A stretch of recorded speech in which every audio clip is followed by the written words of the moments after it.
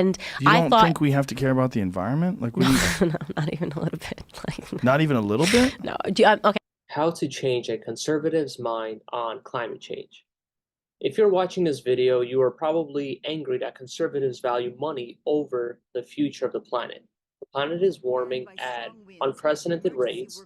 Weather anomalies are popping up all over the place, bringing destruction to the coastlines of Florida, while fires are simultaneously consuming all of Australia, California, Canada, and Siberia.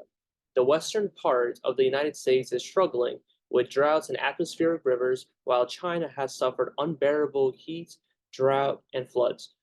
But despite all of these issues, the conservatives still don't care, right? But even if they don't, here are some psychological tricks to change their minds. To start off, you must know that there are three types of conservatives regarding the topic of climate change.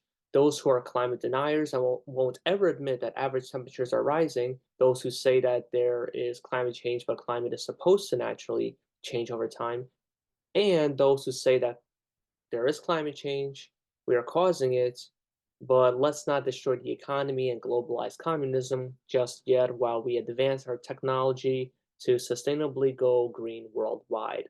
So we have three different minds to change. Let's start with the first one.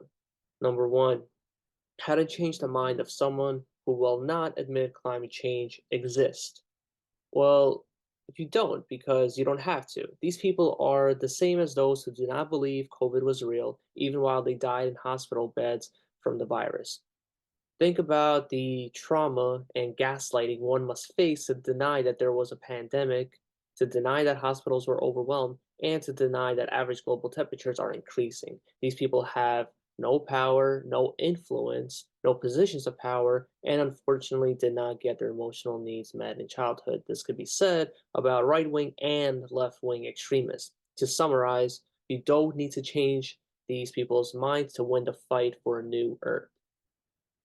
Number two, let's talk about those who say that climate always changes. These people have more influence.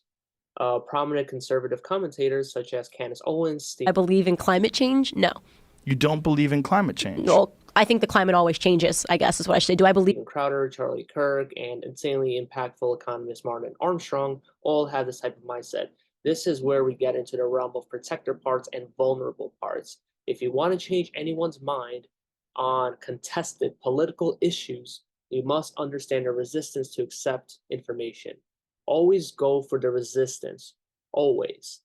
Why did it take hundreds of years to finally get doctors to wash their hands after they found out it was the safest way to deliver children?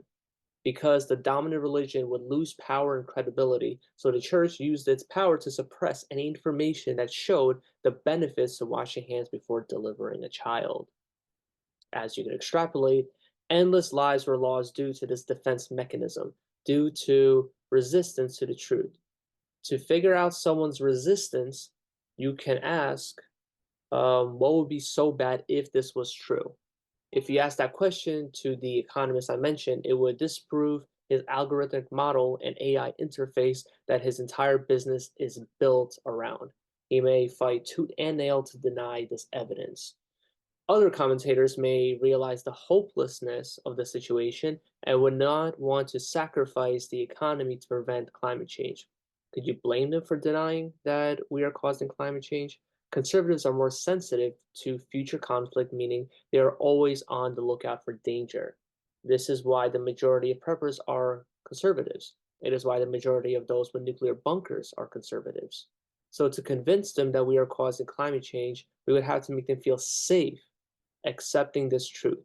Make them feel safe about the actions we must take to prevent the continued increase in temperatures.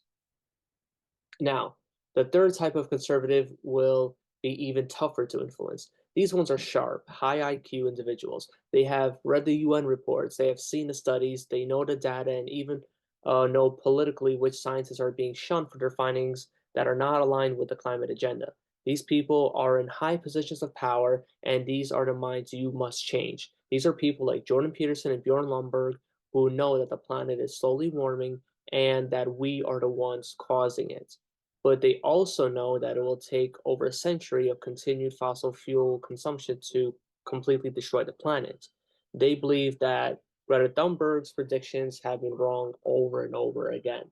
They think that some organizations, such as the UN and WEF, are using activists and their understood fear of impending doom, along with their hatred for conservatives, to change policy to take control of heating and energy.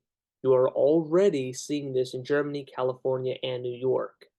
They know that we have a problem, believe that it is not imminent.